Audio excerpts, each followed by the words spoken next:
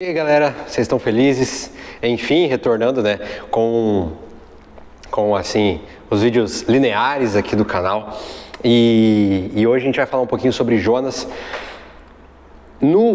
Durante ali o Setembro Amarelo, né, eu falei que o tema vida emocional, depressão, ansiedade, eles começariam a ser mais recorrentes aqui no canal e não iam só ser destinados ao Setembro Amarelo. E Jonas foi um profeta com depressão.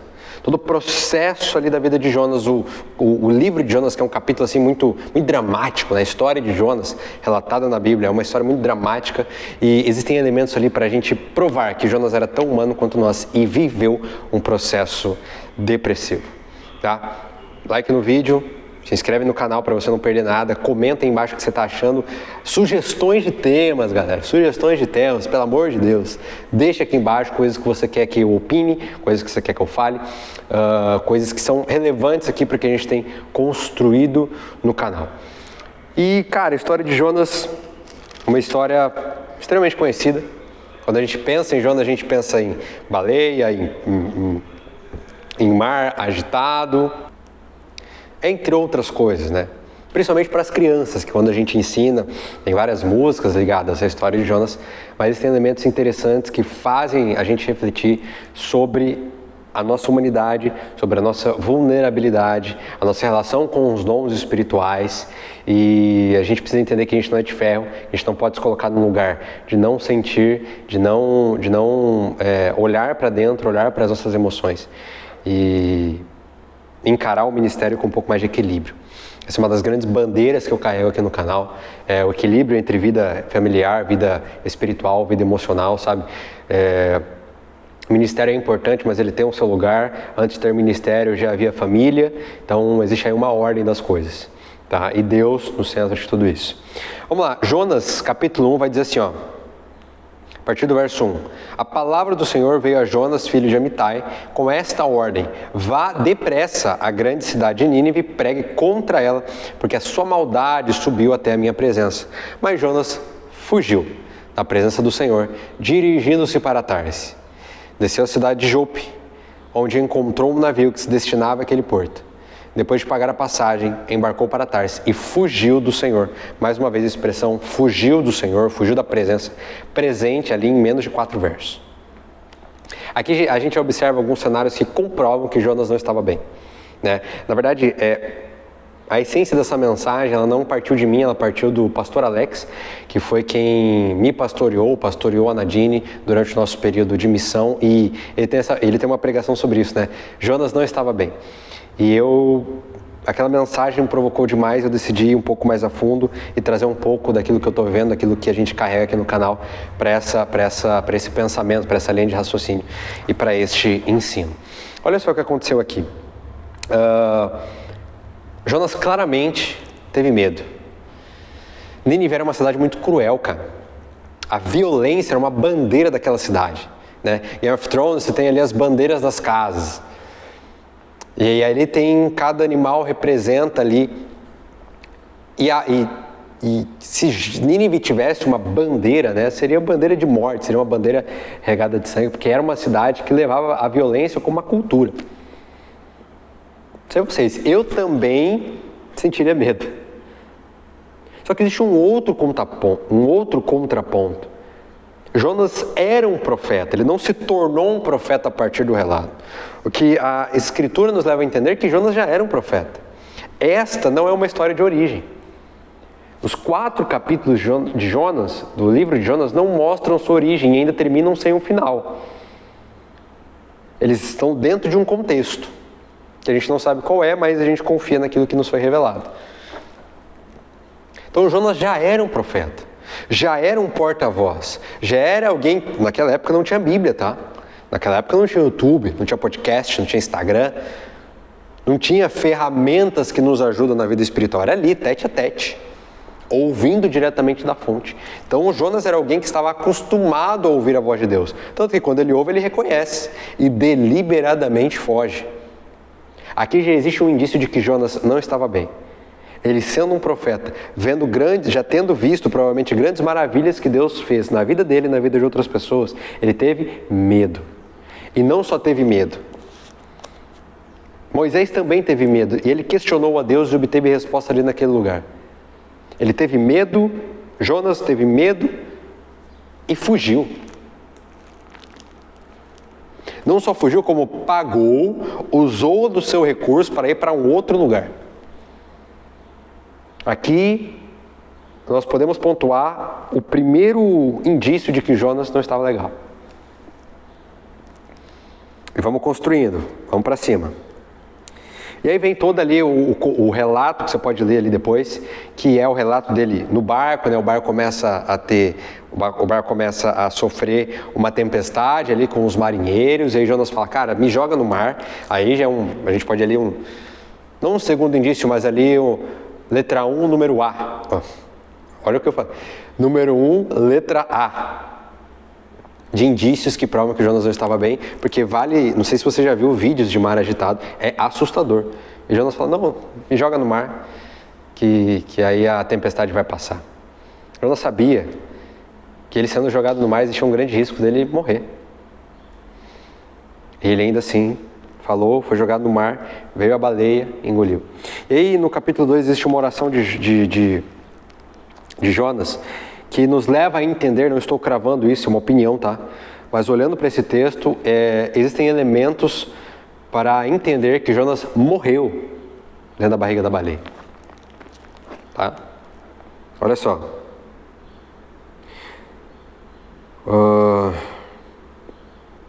Ele começa assim. Em meu desespero clamei ao Senhor, e Ele me respondeu. Do ventre da morte, ou sepultura no hebraico, a palavra Sheol no hebraico, que é a palavra original aqui, ela também pode ser traduzida como sepultura, me livrou. Então existem elementos para a gente entender que Jonas teve um momento que ele morreu ali dentro. Que Jonas morreu ali dentro, certo? E aí vem toda uma oração bonita ali, né, de agradecimento, assim, de reconhecimento, de arrependimento de Jonas. E aí vem o capítulo 3. Jonas vai lá, recebe de novo a palavra de Deus, vai e prega para Nínive. E Nínive se arrepende. Aquela cidade má, aquela cidade que só haviam notícias negativas, uma cultura negativa em torno daquela cidade, aquela cidade se arrepende. E o que acontece? Jonas fica bravo. Jonas, o profeta, o porta-voz, alguém que ouvia diretamente do Senhor as orientações, as instruções para um determinado tempo, para um determinado povo, ele fica bravo, cara. O capítulo 4 começa assim. Jonas, porém, ficou profundamente descontente e enfureceu-se. Ele orou ao Senhor, Senhor, não foi isso que eu disse quando ainda estava em casa? Foi por isso que me apressei em fugir para Tarsis. Eu sabia que tu és Deus misericordioso e compassivo, muito paciente, cheio de amor, e que prometes castigar, mas depois te arrepende. A ordem de Deus era, Jonas, vai lá, prega uma mensagem que eu vou trazer juízo para aquele povo. Perante o arrependimento, a Bíblia diz que Deus se arrependeu e usou de misericórdia com aquele povo. Uma graça escandalosa, uma misericórdia escandalosa. Isso faz parte do caráter de Deus. Perante o arrependimento, perante o reconhecimento daquele povo, das lideranças daquele povo, diante dos seus pecados, diante da sua cultura de maldade, de homicídio, de violência, perante o arrependimento, Deus teve compaixão. E isso fez com que Jonas ficasse bravo e questionasse o próprio caráter de Deus. E aí verso 3 diz assim, agora, Senhor, tira a minha vida. Eu imploro. Para mim, é melhor morrer do que viver. Quem está bem não pede para morrer.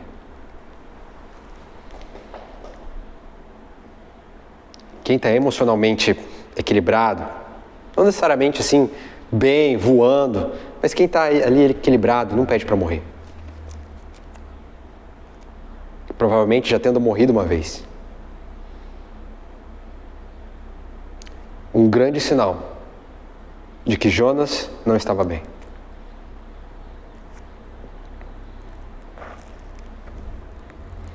E a história continua. O Senhor respondeu: você tem alguma razão para tanta fúria? Verso 5, Jonas saiu, sentou-se num lugar a leste da cidade, ali construiu para si um abrigo, sentou-se à sombra e esperou para ver o que aconteceria com a cidade. Então o Senhor Deus fez crescer uma planta sobre Jonas para dar sombra à sua cabeça e livrá-lo do calor. Olha, cuidado, pai, né? O que deu grande alegria a Jonas, mas na madrugada do dia seguinte Deus mandou uma lagarta atacar a planta e essa secou-se. Ao nascer do sol, Deus trouxe um vento oriental muito quente, que bateu a cabeça de Jonas, a ponto de ele quase desmaiar. Com isso, ele desejou morrer. E disse: para mim é melhor morrer do que viver. Mas Deus disse a Jonas: você tem alguma razão para estar tão furioso por causa da planta? Ele disse: tenho. Estou furioso ao ponto de querer morrer. Em 7 versos, Jonas pede para morrer 3 vezes. Evidentemente, existem muitos elementos que a gente pode absorver dessa história, mas o que eu quero focar aqui é na saúde emocional de Jonas. Quem está bem não pede para morrer. Isso também nos ensina outra coisa. Dons não garantem saúde emocional. Os dons do Espírito, eles são fundamentais. Inclusive Jesus decreta, antes de ir embora: estes sinais, essas maravilhas acompanharão aqueles que creem. Vocês vão receber poder, o Espírito Santo descer sobre vocês para serem as minhas testemunhas. Existe uma vida sobrenatural à nossa disposição.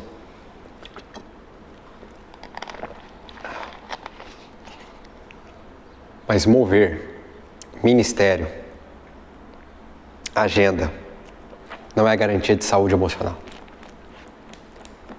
Você ter vivido grandes coisas com o Senhor no passado, grandes experiências, como Jonas tinha vivido. Jonas era profeta, gente. Ele já tinha visto grandes coisas. E ele tinha acabado de ver uma planta crescer do nada, para dar sombra, só para dar sombra para ele.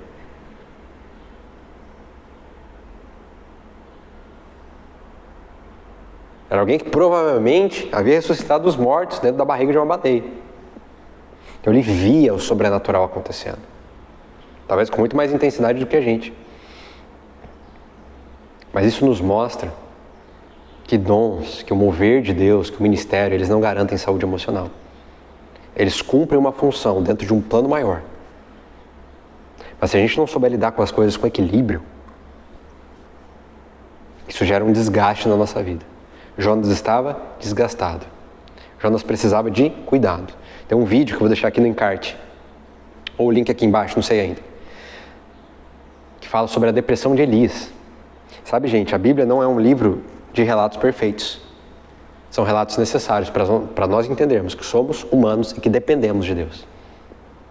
Estar em uma igreja, estou te falando, estar em uma igreja, desenvolver ministério, sei lá, isso não garante pura e simplesmente que você não vai sofrer, que você não vai sentir, que você não está suscetível a doenças emocionais. Pelo contrário, depressão é algo sério. E aqui nós temos vários sinais que provam que Jonas, no mínimo, não estava bem e grandes sinais que apontam para uma depressão. Mesmo ele sendo um profeta. A gente precisa entender que a gente não é de ferro. A gente precisa entender que a gente é ser humano. E entender isso não é um aval para que a gente leve as coisas com desleixo, não. Mas que a gente leve as coisas com equilíbrio. Eu fico triste quando eu percebo o pensamento de muitas pessoas de que se elas não estiverem em um departamento, em um ministério, atuando dentro das 4 paredes de uma igreja, elas não estão servindo a Deus. E sacrificam muitas das vezes a família, tempo com a família, tempo de devoção pessoal, em prol do ministério para que resultados ocorram, porque ela se sente na obrigação de cumprir a obra de Deus, já que no entendimento dela, somente se ela estiver desenvolvendo o ministério dentro das 4 paredes de uma igreja que ela está servindo a Deus. Existem outras formas, gente. O ministério, ele é muito importante, ele tem o seu lugar. Mas existe um outro lado do equilíbrio. Antes, por exemplo, de haver igreja, ministério, já existia família. Isso nos mostra a ordem das coisas. Na eternidade não vai ter igreja, não vai ter ministério. A existência de ministérios, de igrejas, tem prazo de validade. São importantes? É evidente que são. São bíblicas? São.